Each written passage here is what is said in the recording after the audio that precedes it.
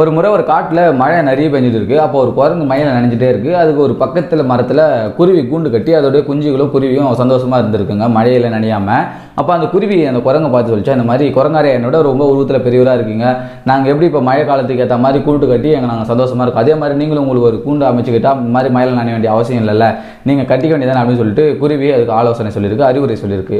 அதை கேட்ட குரங்கு, நீ எவ்வளோ உண்டு தம்மா உண்டு என்னை விட, நான் உன்னோட எவ்வளோ பலசாலி எவ்வளோ பெரியவன், நீ என்னையே இது பண்ணுறேன் அப்படின்னு சொல்லிட்டு மரத்தில் வேக வேகமாக ஏறி அந்த குருவி கூட்டை கழிச்சு குஞ்சுகளையும் குருவியும் மழையில் நனைய விட்டுதான்.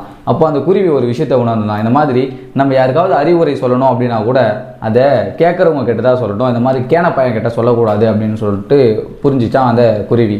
சரி, இந்த மாதிரி நம்மளுடைய லைஃப்பில் நம்ம யாருக்காச்சும் அறிவுரை சொல்லணும் அப்படின்னா கேட்குறவங்களுக்கு மட்டும் சொல்லுங்கள், கேன மாதிரி இருக்கிறவங்களுக்கு சொல்லாதீங்க அப்படிங்கிறதா இந்த கதை மூலமாக நம்ம புரிஞ்சுக்கிற விஷயம். ஸோ இந்த மாதிரியான அழகான கதைகளை கேட்கணும் அப்படின்னா மறக்காம குட்டி ஸ்டைல் சேனலை சப்ஸ்கிரைப் பண்ணிங்க. டாடா பாய் அண்ட் லவ் யூ லாட்.